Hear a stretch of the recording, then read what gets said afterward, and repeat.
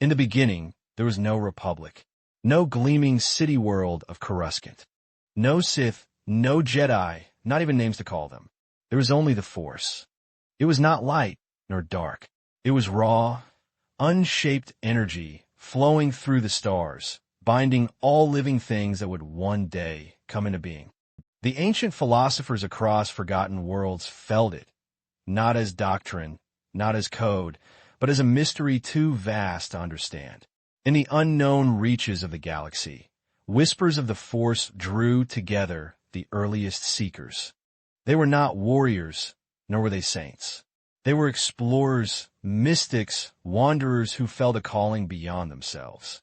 They believed that if the galaxy was ever to find harmony, they must first listen to the song of this great energy field.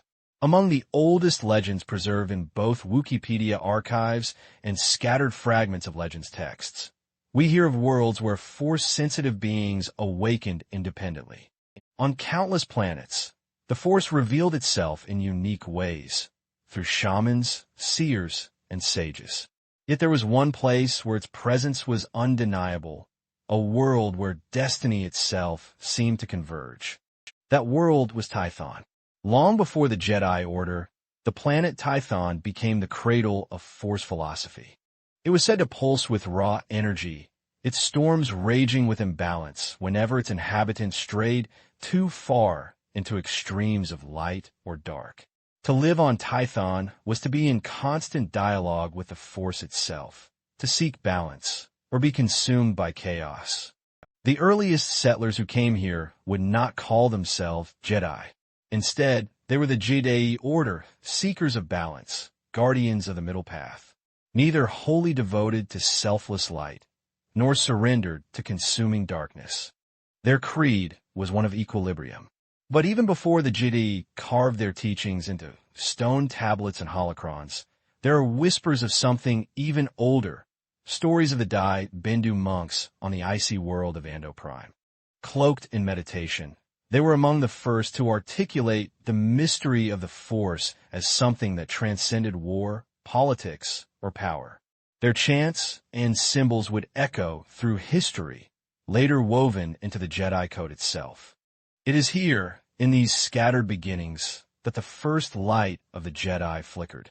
Not yet an order, not yet bound by laws or codes, but a philosophy, a yearning, an understanding that the galaxy was more than stars and stone. That behind creation itself, there was something eternal, something to be served.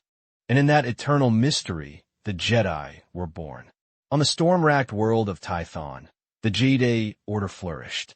They were not yet the Jedi, as the galaxy would later know them, but something older, something more primal. The Jedi did not see the Force in terms of good or evil, nor in absolutes of light and dark. To them, the Force was a river with two banks. To stray too far to one side meant losing the current, being swept into chaos. Balance, not purity, was their creed. The history of Tython tells us that those who lived upon it could never ignore this truth. The planet itself was alive with the Force. When the Jedi drifted too far into selfish passion, dark storms erupted across the valleys and mountains. When they bent too far into rigid detachment, blinding light storms would devastate the land. The world punished extremes and rewarded harmony. The Jedi established 9 great temples, each dedicated to a different aspect of the Force. Some focused on knowledge, others on combat, others on healing or meditation. Every initiate who came to Tython was taught to journey between these temples, walking a literal path of balance, from the martial teachings of the Forge Temple to the contemplative wisdom of the Temple of Healing. Their philosophy was clear. A Jedi must know both the light and the dark, yet never fall wholly to either. They trained not to deny darkness, but to acknowledge it within themselves, to master it, not by suppression, but by recognition. It is here that we see the first fracture in what would become the Jedi identity. For while balance was their guiding principle, not all agreed on what balance truly meant. Some Jedi came to believe that embracing the dark side was a form of strength, Others argued that surrendering too far into passion was a path of destruction. And so, even in this earliest age, the seeds of conflict were sown. The Jedi were explorers of the galaxy, yet bound to Tython. Their journeys took them across the stars, to worlds that would later become sacred in Jedi memory, Ossus, Ilum, and beyond. They carried the Force with them, gathering holocrons, artifacts, and teachings. Yet always, they returned to Tython, for the planet itself was their teacher. But history is never still. Balance is never permanent. Over centuries, the Jedi struggled against growing rifts within their own ranks. When individuals gave themselves too fully to passion, anger, and desire, the storms of Tython worsened. Conflicts broke out, small at first, but increasingly violent. At last, a cataclysm split the Order. Those who sought domination through the dark side were cast into exile, their presence intolerable to the harmony of the planet. The Jedi who remained became ever more wary of the darkness within themselves. This moment, this schism, was the first step toward the Jedi Order we recognize today. For it was here, in the crucible of Tython, that the ancient mystics realized, to preserve peace, one must guard against the temptation of imbalance. And so, the middle path of the Jedi slowly narrowed, until it became something stricter, something sharper, something destined to split the galaxy in two. The Jedi had not yet been named, but their shadow and their destiny had already begun. The Jedi had endured centuries of struggle on Tython. Their balance, once a living creed, was now scarred by conflict and betrayal. Those who had been exiled for their embrace of the dark side left behind a haunting truth, that the Force was not one, but two. It could heal or destroy, guide or enslave. And so, for the first time, the mystics of Tython sought to put into words what had long been an unspoken truth. They began to write a code. It was not yet the familiar mantra known across the galaxy, but its seeds were here. These first writings were fragments of meditation, intended to help initiates guard their thoughts against corruption. One ancient fragment, preserved in legends, reads, "There is no ignorance, there is knowledge. There is no fear, there is serenity. There is no chaos, there is harmony." These lines were not yet polished, but they reveal a transition, a movement away from balance between light and dark toward denial of the dark entirely. The Jedi had learned too harshly what became of those who surrendered to anger and passion. They believed now that survival required the rejection of extremes and the careful cultivation of detachment. The earliest version of the Jedi Code was not a doctrine of war, but of discipline. It was a spiritual shield meant to protect the mind as much as the body.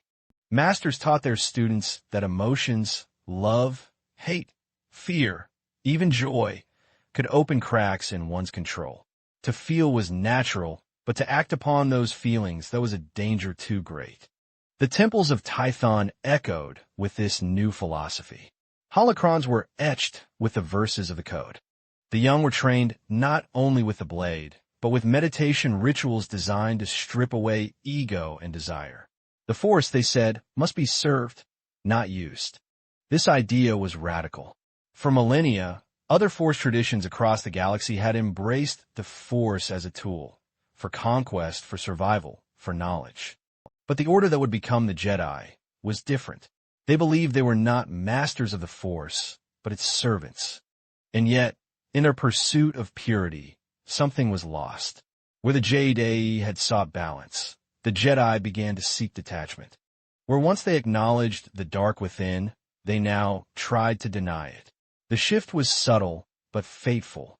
For the galaxy is not a place of serenity alone. And in time, the Jedi would be forced to test their new philosophy against the fires of war. The code was written to protect them, but would also blind them. The Jedi had left the storm world of Tython.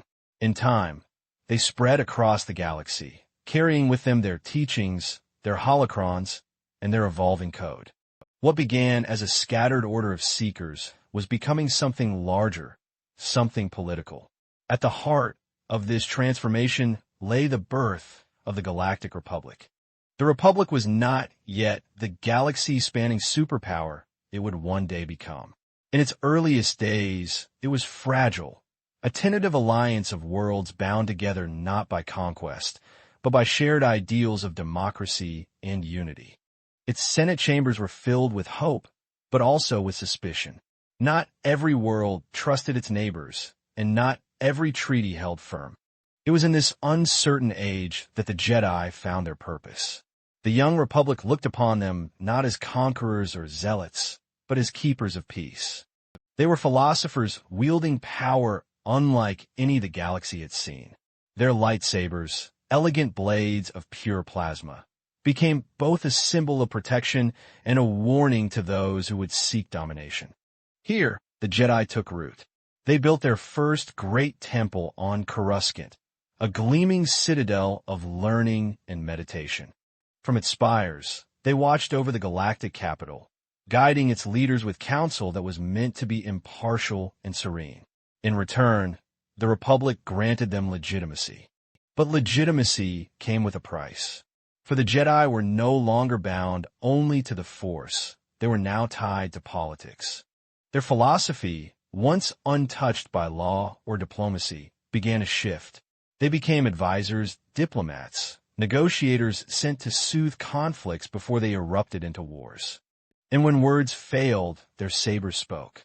It was during these centuries that the Jedi were first called what the galaxy would forever know them as, guardians of peace and justice. Yet even in this noble title, shadows lingered. Some Jedi questioned their alliance with the Republic. Was the Order still a servant of the Force, or had it become a servant of politicians? Others argued that the code was being tested. Detachment was difficult when Jedi were asked to make decisions that swayed entire star systems. Serenity was fragile when confronted by bloodshed. And always, the memory of the dark side haunted them. The exiles of Tython, those who had embraced passion and power, had not vanished. They lingered in the outer reaches of space, plotting in silence. Their hunger for domination would one day ignite a war that would scar the galaxy forever. But for now, the Jedi stood tall. Cloaked in brown and beige, sabers at their side, they roamed the galaxy not as conquerors, but as guides. To countless worlds, they became legends, beings of wisdom, protectors of the innocent, mediators of disputes. It was an age of hope, an age when the light of the Jedi seemed unbreakable. But light, as always, cast a shadow, and the shadow of the Jedi would soon take form. The Jedi Code was more than a set of verses. It was a map, a compass meant to guide countless generations of initiates through the vast and dangerous ocean of the Force. But what truly was the Force? Among the Jedi of the Old Republic, two dominant philosophies shaped their understanding. The first was the concept of the living force, the immediate, ever-present flow of energy that bound all living things. The living force was felt in every breath, every heartbeat, every whisper of wind across the plains of a world. It was instinct, intuition, the sense that destiny was not written in books, but pulsing here and now. The second was the cosmic force, the greater, infinite ocean into which all life eventually returned. The cosmic force was eternal, timeless, beyond individual lives. It was the grand design that outlasted empires and civilizations, the will of the galaxy itself. The Jedi taught that by listening to the living force, one could touch the cosmic force. This was the heart of meditation, the reason for detachment. A Jedi's duty was not to serve their own emotions, but to listen for the quiet whisper of destiny. But against this philosophy stood the ever-present shadow of the dark side. The Jedi defined the dark not as a separate power, but as a corruption of the Force itself. Passion, fear, anger. These emotions twisted perception, turning the living force into something selfish and consuming. To wield the dark side was to ignore the balance of the whole, to drown in one's own hunger. And yet this philosophy was never without doubt. Some Jedi masters argued that the dark was not corruption, but truth, another face of the Force, necessary to its balance. Whispers of this thought were dangerous, echoing back to the Jedi belief that both light and dark must be known. Still, fragments of this older philosophy survived, hidden in obscure texts and forbidden holocrons. For most of the Order, however, the dark side was seen as a sickness. A Jedi must resist it absolutely. It was here that the code hardened further. Where once it was meditation, it became law. There is no emotion, there is peace. There is no ignorance, there is knowledge. There is no passion, there is serenity.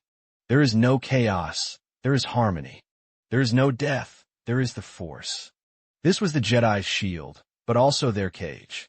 For in their attempt to define the Force so clearly, they risked forgetting its mystery.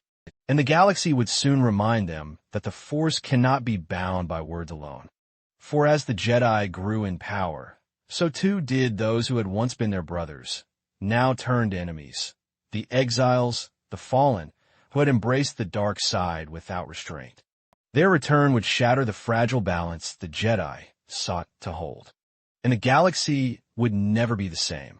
At the heart of the Galactic Republic, rising above the endless cityscape of Coruscant, stood a monument that was more than stone and steel. It was a beacon, a sanctuary, a symbol of serenity in a galaxy of chaos. This was the Jedi Temple.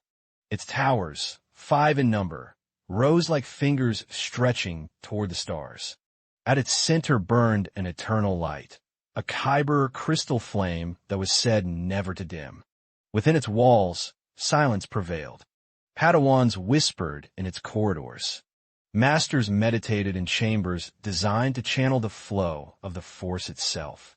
The temple was not merely a school. It was a living embodiment of the Jedi Code. The temple's greatest treasure, however, was not its spires or its sacred halls. It was its archives. Here, knowledge from across the galaxy was collected, cataloged, and preserved. Scrolls from the days of the Jedi, tablets from forgotten worlds, records of ancient battles, treaties, and the rise and fall of empires. Within these archives rested more wisdom than perhaps anywhere else in the galaxy. But not all wisdom was open to every Jedi. At the deepest levels of the temple lay chambers where few were permitted to tread, the holocron vaults. A holocron was no ordinary artifact. These crystalline devices were infused with the Force itself, capable of storing vast amounts of knowledge, yet only accessible to those attuned to the Force. Within them lived the voices and faces of Jedi long past, preserved as guides for future generations. To open a holocron was to speak across centuries, to learn from the dead. The Jedi cherished these holocrons, seeing them as living teachers. Each generation added to their number, building a lineage of thought and philosophy. But the temple also housed other holocrons, darker ones, locked away, sealed with wards, were the Sith holocrons captured in war. Their presence was a paradox, dangerous knowledge that could corrupt, yet too vital to destroy. Jedi archivists debated endlessly. Should such things be preserved or erased forever? In their decision to keep them, the Jedi revealed both their greatest strength and their greatest weakness, the belief that they could resist any temptation. The Temple of Coruscant became more than a home. It was the soul of the Jedi Order. From its council chambers, 12 masters governed the paths of thousands of Jedi across the galaxy. From its archives, decisions were made that would alter the course of history. Yet for all its grandeur, the temple was not untouchable. Its walls, though thick, could not silence doubt. The holocrons, though wise, could not foresee every danger. And its masters, though noble, were still mortal. In time, the temple would become a fortress under siege, both from without and from within. But in this age of the Old Republic, it stood proud, a monument to knowledge, a sanctuary of light, a reminder that, even in a galaxy of endless war, there were those who sought wisdom above power. And in its halls, young Jedi learned not only the code, but the weight of destiny. The Jedi Temple was not merely a sanctuary of knowledge. It was a crucible. Within its halls, thousands of initiates were raised, trained, and tested. To become a Jedi was not a birthright, nor a simple apprenticeship. It was a journey of the spirit, body, and mind, one that demanded sacrifice at every step. The path began in childhood. 4 sensitive infants were discovered across the Republic and brought to the temple. To many, this practice seemed cruel, tearing children from their families before bonds of attachment could form. But to the Jedi, it was mercy. They believed that strong emotional ties could cloud judgment, leading to fear, anger, and ultimately, the dark side. Better to raise a child within the Order's discipline, free of temptation, than risk a lifetime of struggle. These children, called younglings, trained together in clans under the guidance of masters. They learned the code by heart, practiced meditation, and studied the ancient history of the Order. But their most sacred lesson was the forging of their lightsaber. Guided to the crystal caves of Ilum, each youngling confronted trials unique to their spirit. For some, it was the fear of failure. For others, the temptation of pride. Only by overcoming these inner struggles could they claim their kyber or crystal, which would sing to them alone. When a youngling was ready, they were chosen by a master to become a Padawan. Here, their training grew harsher, their tests more personal. No longer shielded by the safety of clans, Padawans were thrust into the wider galaxy, negotiating disputes, aiding the weak, and even facing the threat of battle. They were expected to live the Jedi Code, not merely recite it. But even this was not enough. For a Padawan to ascend, they had to face the trials of knighthood. The trials were not identical for all. Each Padawan's path was shaped by their own fears, strengths, and destiny. Yet the Order recognized 5 core trials that echoed across generations. The trial of skill, mastery of the lightsaber, the art of combat. The trial of courage, facing danger, often in the field of battle. The trial of flesh, enduring great pain, sacrifice, or loss. The trial of spirit, confronting one's deepest inner darkness. The trial of insight, unraveling mysteries of the Force through wisdom. Some Padawans faced these directly. Others encountered them unknowingly in the course of their duties. But in every case, the purpose was the same, to strip away illusion, to reveal whether the Padawan could uphold the Jedi way without faltering. Many succeeded. Many did not. Those who faltered often left the Order, returning to the Republic as scholars, diplomats, or healers. Yet some turned to darker paths. The Temple's archives whisper of Padawans who failed their trials, only to seek the forbidden knowledge of Sith holocrons, lured by promises of power denied to them. Such stories were often silenced, buried by the Order, but their echoes endured. For those who passed, however, the reward was profound. Before the council, in a solemn ceremony, the braid of the Padawan was cut. They stood not as learners, but as knights of the Jedi Order, sworn protectors of peace, guardians of justice. Yet even here, questions lingered. For the trials tested discipline, sacrifice, and restraint, but they did not guarantee wisdom. A Jedi could pass every trial, recite every verse of the code, and still fall to the whispers of the dark. The path of knighthood was not an ending. It was only the beginning. The Jedi Order had grown strong. Their temple on Coruscant shone like a beacon. Their knights traveled the galaxy as symbols of peace. Yet strength breeds complacency, and unity often masks division. Beneath the serenity of the Order, a storm was gathering. It began quietly with whispers in meditation chambers, debates in council halls. Some Jedi began to question the strictness of the code. Why must emotion be denied? Why must passion be feared? Was the dark side truly corruption, or was it simply another path to the Force? These questions were not new. They echoed the old ways of the Jedi, the balance once sought on Tython. But within the Jedi, they were dangerous, seeds of doubt that could unravel the very foundation of the Order. Among those who asked such questions, some sought more than philosophy. They hungered for power. The dark side, they argued, was not to be shunned, but embraced. Through it, the Jedi could be stronger, capable of protecting the Republic from any threat. Others, more prideful still, cared not for protection, only for dominion. The Council pleaded for unity. They declared that the code was clear. Passion leads to chaos, and chaos to suffering. But the dissenters would not yield. Tension grew until the inevitable erupted, the first great schism. Brother turned against brother. Jedi who had once fought side by side now clashed in open war. Lightsabers, once symbols of peace, blazed against each other in crimson and blue. Entire star systems were consumed by the conflict. The war ended in tragedy, but also in exile. Those who followed the dark side were defeated, but not destroyed. They were cast out, driven to the edges of the galaxy. There, beyond the Republic's reach, they found a new home, the dark and ancient world of Korriban. It was on Korriban that they encountered a species already steeped in the dark side, the Sith. These red-skinned beings revered power, conquest, and sorcery. The exiled Jedi were welcomed as gods, their mastery of the Force worshipped and feared. Over time, exile and native became one, bound by blood and belief. And so was born a new order, the Sith Lords. The Sith were everything the Jedi feared. Where the Jedi denied passion, the Sith exalted it.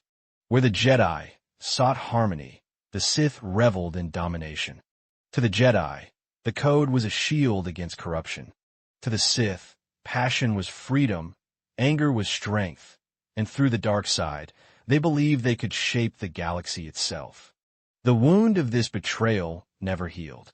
From this moment onward, the Jedi lived in the shadow of the Sith. Wars would come and go, empires would rise and fall, but the memory of brothers turned enemies would haunt the Order forever. The Jedi were no longer simply guardians of peace.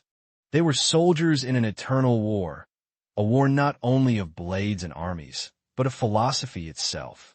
The galaxy would never again be whole. The Great Schism had changed everything. No longer could the Jedi afford ambiguity. No longer could they flirt with notions of balance between light and dark. To them, the Sith were proof enough. Passion was poison, and temptation led only to ruin. In the centuries that followed, the Jedi hardened their beliefs. What had once been a meditation tool became a doctrine, etched into every lesson, recited by every initiate. The Jedi Code was rewritten, refined, and sharpened into the form most remembered throughout history. There is no emotion, there is peace. There is no ignorance, there is knowledge. There is no passion, there is serenity. There is no chaos, there is harmony. There is no death, there is the Force. These words, calm and absolute, reflected not merely guidance, but law. They marked a turning away from the Jedi's old balance, and toward a new philosophy of detachment. The Jedi reasoned that if passion led to the dark side, then the path to safety lay in denying passion altogether. If attachment bred fear, and fear bred anger, then bonds themselves were dangerous. Love, ambition, even personal dreams, all were seen as cracks in a Jedi's discipline, weaknesses the dark side could exploit. Thus, the Order became not just monks or philosophers, but ascetics. A Jedi's life was sacrifice. Their emotions were trained into silence. Their desires were surrendered. Their very identities were reshaped into the service of the Force. This detachment gave them strength. It allowed them to act as impartial mediators, free of favoritism. It allowed them to remain calm in the heat of battle, when anger could undo them. It allowed them to see beyond themselves into the great current of the Force. But it also cost them something vital. For in seeking to deny passion, many Jedi denied compassion as well. In fearing attachment, they began to sever themselves from the very beings they swore to protect. Citizens of the Republic revered the Jedi, but also feared them. For who could trust protectors who claimed to feel nothing at all? The refinement of the code created a paradox. The Jedi became stronger against corruption, yet weaker in humanity. Their philosophy, born of necessity, created the very distance that would one day blind them to the galaxy's suffering. Still, the Order endured. For centuries, this refined code defined them. And with it, they weathered countless wars, standing as the Republic's shield against the Sith. But the Sith, too, had grown. And as they rose again and again from exile, the Jedi Code would be tested, not only on the battlefield, but within the hearts of those sworn to uphold it. The Republic endured for millennia, but peace was never eternal. Worlds quarreled, empires rose and fell, and always the shadow of the Sith returned. Each conflict tested the Jedi, dragging them further from their monastic ideals and deeper into the role of warriors. At first, the Jedi resisted this transformation. Their lightsabers were not meant for conquest, but defense. Yet in a galaxy of endless strife, philosophy alone could not silence blaster fire. Time and again, the Republic called upon the Jedi to defend its borders, and time and again, they answered. The Order justified this by clinging to the words of the Code. There is no emotion, there is peace. A Jedi might wage war, but never in hatred. A Jedi might command soldiers, but never in pride. They were to be generals without ambition, warriors without anger. An impossible balance, yet one the Jedi strove to uphold. Through the centuries, countless wars etched themselves into Jedi memory. The hyperspace wars, when ancient Sith lords emerged from exile to strike at the Republic, forcing the Jedi to rally the galaxy against them. The Mandalorian Wars, when the warrior clans sought conquest on a galactic scale, and some Jedi, such as Revan and Malak, abandoned the Council's caution to take up arms, only to be consumed by the darkness they swore to resist. The New Sith Wars, which dragged on for 1,000 years, decimating the Jedi Order until only the might of heroes like Lord Hoth and the Army of Light held the line. In each of these wars, the Jedi proved their strength, but at a terrible cost. The more they fought, the more they became soldiers, and the less they resembled the philosophers they once were. The Council struggled with this burden. To refuse the Republic was unthinkable. Without Jedi intervention, tyranny would sweep the stars. Yet each battle brought the Order closer to the edge of the very darkness they opposed. A Jedi who fought too long risked losing themselves in passion, fear, and anger. And so, the Jedi Code hardened further. Attachment was forbidden. Families were severed. Even friendships were viewed with caution. The Jedi reasoned that if they must wield the sword of war, they could only survive by clinging to absolute detachment. The galaxy, however, did not see this discipline. To the common citizen, the Jedi were no longer monks or mystics. They were warriors, commanders of fleets, leaders of armies. Their sabers gleamed on battlefields. Their robes marched at the head of soldiers. In the eyes of many, they were no different from the conquerors they opposed. And the Sith watched. For the Sith understood the truth the Jedi feared to admit, that every war left scars not only on the galaxy, but on the Jedi themselves. That every saber raised in battle brought them one step closer to hypocrisy. That in becoming generals, the Jedi were drifting away from their very code. The wars of the Republic proved the Jedi's strength, but also revealed their greatest weakness, their blindness to the cost of war upon their own souls. And soon, that blindness would be exploited. Long before the fall of the Republic, before the Clone Wars and the shadow of the Empire, there was an age remembered as the High Republic. This was a time of prosperity. The Republic was expanding, not through conquest, but through exploration and diplomacy. New hyperlanes connected distant systems, trade flourished, and cultures once isolated were brought into a shared community. And at the center of this radiant age stood the Jedi. The Jedi of the High Republic were not yet the weary generals of war. They were explorers, philosophers, and true guardians of peace. Their temples stretched across the galaxy, from great sanctuaries on Coruscant to elegant outposts along the Outer Rim. In these frontier temples, Jedi lived among settlers and traders, serving as mediators, teachers, and protectors. The Jedi saw themselves as the light of the Force for all to see. Their code, though strict, was expressed with compassion rather than fear. They believed that service to others was the truest form of service to the Force. Where disputes arose, they sought harmony. Where injustice spread, they brought justice. And in this golden age, the Jedi flourished. Their robes flowed like banners of peace. Their ships, called vectors, were sleek and swift, designed to channel the will of the Jedi through their very flight. Their lightsabers gleamed with artistry, crafted not only as weapons, but as symbols of hope. To the galaxy, the Jedi were legends made flesh. Yet even in this radiant time, shadows lingered. The Jedi of the High Republic faced threats unlike any seen before. The mysterious marauders known as the Nihil, whose chaotic storms of attack threatened entire sectors, and the Draenor, ancient plant-like predators bound to the dark side, hungering for all life. Against these dangers, the Jedi stood united, their philosophy tested not by war of empires, but by survival itself. And yet, the greatest strength of the High Republic Jedi was their diversity. Unlike later centuries, when the Order grew rigid and bound to Coruscant, the Jedi of this age embraced individuality. Some focused on diplomacy, others on combat, others still on deep communion with the living Force.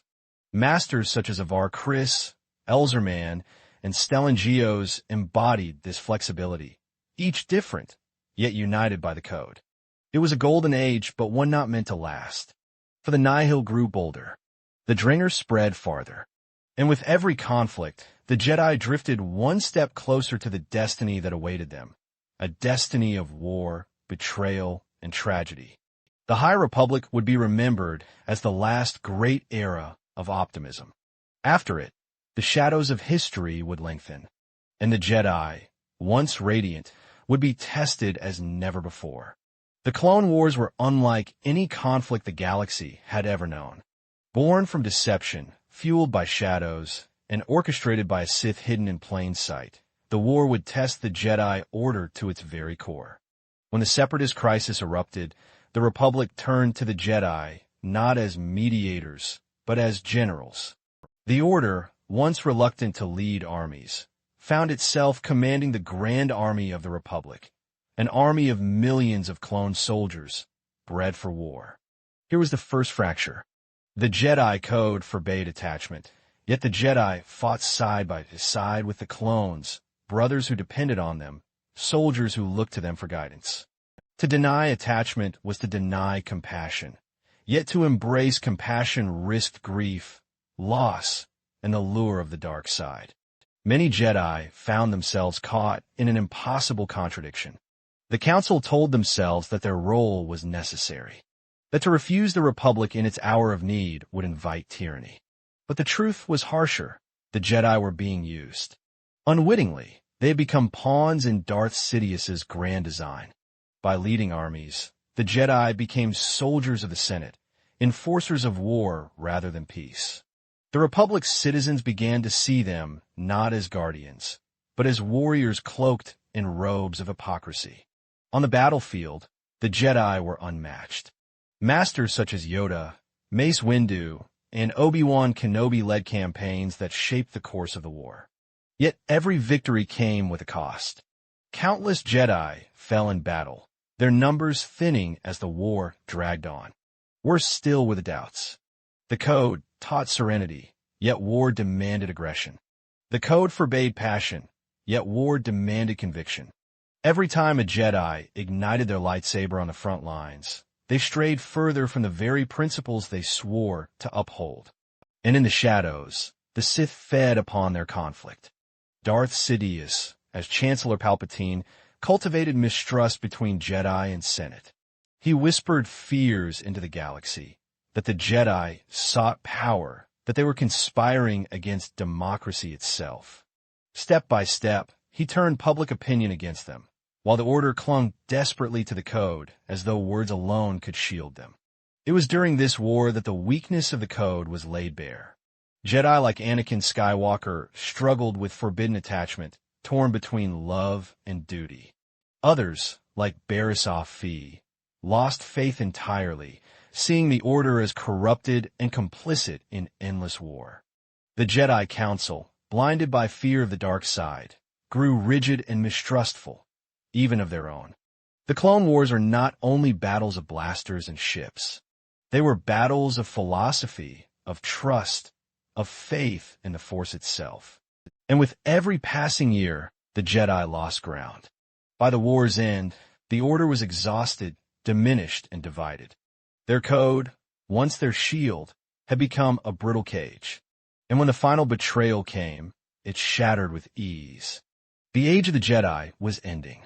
The Jedi had long prophesied the coming of a chosen one, a being of unparalleled connection to the Force, destined to bring balance. For centuries, this prophecy was shrouded in mystery. But in the final days of the Republic, the Jedi believed they had found him. His name was Anakin Skywalker. From the moment Qui-Gon Jinn discovered him on Tatooine, Anakin was different. His potential was unlike any seen before, conceived, it seemed, by the will of the Force itself. Yet the Council hesitated. The boy was too old, too attached to his mother, too filled with fear. Yoda himself warned, "Fear is the path to the dark side." But Qui-Gon's faith overruled their caution. Against tradition, the boy was trained. Here, the Jedi Code faced its greatest test. The Code demanded attachment. Anakin's life was defined by attachment. He loved deeply, passionately, his mother, his mentor, and in secret, Padme Amidala. Every bond the Jedi taught him to sever only tightened his grip. He feared loss more than anything else, and that fear became his shadow. The Clone Wars magnified this struggle. As a general, Anakin was bold, reckless, and beloved by his troops. His compassion and loyalty made him a hero, but also a danger. Unlike many Jedi, he could not see the clones as expendable. Unlike his masters, he could not simply walk away from the suffering of those he loved. His very humanity clashed with the strict detachment of the Code. Palpatine, the hidden Sith Lord, saw this and nurtured it. Where the Jedi imposed restraint, Palpatine offered understanding. Where the Jedi spoke of letting go, Palpatine spoke of power to protect. Anakin, caught between two codes, drifted toward the one that promised to save those he could not bear to lose. The breaking point came with visions of Padme's death. The Jedi taught that the future was ever in motion, but Anakin could not accept this. His fear, his anger, his desperation for control drove him into the waiting arms of Sidious. The Jedi Code had no answer for him. When Anakin begged the Council for guidance, they offered meditation, patience, detachment. To a man haunted by visions of his wife's death, these words were hollow. To a warrior who had spent years sacrificing for a republic, now questioning his loyalty, they sounded like betrayal. In the end, Anakin's fall was not only his failure. It was the failure of the Code. A code too rigid to bend, too fearful to trust, too blind to see that love, though dangerous, was also a source of strength. When Anakin knelt before Sidious as Darth Vader, the prophecy seemed broken. The Chosen One had not brought balance. He had plunged the galaxy into darkness. The Jedi were hunted, the Code shattered, the temple burning with the cries of its younglings. Yet even in tragedy, the Force had not finished its design. For balance does not come in the moment of fall, but in the arc of destiny. And Anakin's story, though drenched in betrayal, was not yet complete. Order 66. 2 words that changed the fate of the galaxy forever. With a single command from Darth Sidious, the Grand Army of the Republic, once sworn to serve the Jedi, turned against them. In every corner of the galaxy, in temples, on battlefields, aboard starships, Jedi were slaughtered by the very soldiers they had fought beside. The purge was swift, merciless, and devastating. Those who survived scattered into the shadows. Some fled to remote worlds, masking their presence in the Force. Others sought to resist, but resistance meant discovery, and discovery meant death. The galaxy that had once revered the Jedi now branded them traitors, enemies of the Republic. Their temples were desecrated, their teachings outlawed, their code reduced to whispers among fugitives. For the first time in millennia, the Jedi Order ceased to exist. And yet the code lived on. Masters in hiding carried fragments of the old teachings. Obi-Wan Kenobi, burdened with guilt over Anakin's fall, concealed himself on Tatooine, guarding young Luke Skywalker from afar. Yoda, exiled to Dagobah, meditated upon his failures, seeking wisdom from the living Force. Other survivors, such as Kanan Jarrus and Cal Kestis, wrestled with what it meant to be Jedi in a galaxy where the Order was gone. For these scattered remnants, the code was both lifeline and curse. Some clung to it as a tether to identity. Others questioned its meaning, seeing how its rigidity had led to downfall. Could there be a new Jedi way? A balance between detachment and compassion, between service and individuality? The galaxy itself became the test. To be a Jedi in exile was not to sit in council chambers or lead grand armies. It was to survive, to decide, moment by moment, whether to reveal oneself, to ignite the saber, to risk death for a stranger. Every act became a meditation on the code. And in this long night of the Empire, hope seemed lost. Children strong in the Force were hunted down by the Inquisitors, twisted servants of the DarkSide. Those who might have carried on the legacy were silenced before they could begin. Yet even the Purge could not erase the Jedi completely. The Force does not forget. The code does not vanish with ashes. In hidden corners of the galaxy, the fire still burned, dim, fragile, but alive. For destiny had planted seeds. Children would rise. Masters would teach again. And though the Order had fallen, the idea of the Jedi, guardians of peace, seekers of light, endured in memory, waiting for its chance to return. The Purge was not the end. It was the silence before a new beginning. In the long shadow of the Empire, when the Jedi were believed to be extinct, a new figure emerged, one destined to rekindle the flame. His name was Luke Skywalker. Born of Anakin Skywalker and Padme Amidala, Luke carried the legacy of both tragedy and hope. Hidden away on Tatooine, he grew up unaware of his heritage, until Obi-Wan Kenobi revealed the truth of the Jedi and placed in his hands the weapon of his father, a blue-bladed lightsaber. Luke's path was unlike any Jedi before him. He was not raised in the temple, not bound by years of indoctrination or the strictures of the code. His training was fragmented, first from Obi-Wan, then from Yoda on Dagobah. Yet in this unconventional path lay his strength.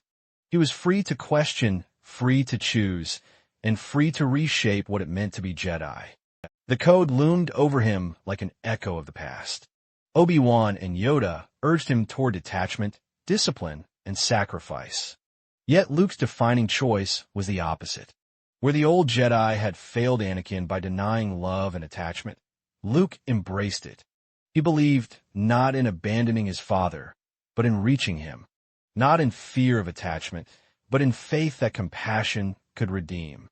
On the Death Star, in the Emperor's throne room, the fate of the galaxy balanced upon a single duel. Darth Vader, once Anakin, pressed Luke to the edge of darkness. Palpatine urged him to kill, to give in to hate. And for a moment, Luke teetered, lightsaber raised, anger burning. But then he remembered. He remembered not the code as it was, but the truth beneath it, that the Jedi's strength was not in detachment, but in the light of compassion. He cast aside his weapon and declared himself a Jedi, not by following the old code, but by redefining it. He chose love over fear, hope over despair, and in doing so, he reached the sliver of Anakin still buried beneath Vader's mask. The prophecy fulfilled itself in an unexpected way, not through the strict adherence to the code, but through its evolution. Anakin destroyed the Sith at the cost of his own life, bringing balance at last. The Jedi had fallen, but through Luke, the Jedi could rise again. In the years that followed, Luke sought to rebuild the Order. He gathered students, searched for knowledge, and wrestled with what the Jedi should be. Yet even he struggled with the same dilemmas, the tension between discipline and compassion, between tradition and change. His story, too, would end in exile, meditating on his failures, awaiting the moment when new generations would carry the light. The Jedi Code, once rigid, now existed in many forms. For Rey, for others yet to come, it would not be a prison, but a guide, a living philosophy shaped by each Jedi's choices. For though the code had broken, its essence endured. There is no ignorance, there is knowledge. There is no fear, there is hope. There is no hate, there is compassion. There is no death, there is the Force. And so, the history of the Jedi is not one of rise and fall, but of transformation. From the Jedi of Tython, to the grand temples of Coruscant, to the scattered embers of rebellion, the Order has been tested, shattered, and reborn. Each age has rewritten the code, and each generation has discovered anew what it means to be Jedi. For the Force is eternal. And as long as there are those who listen to its call, the light will never truly fade.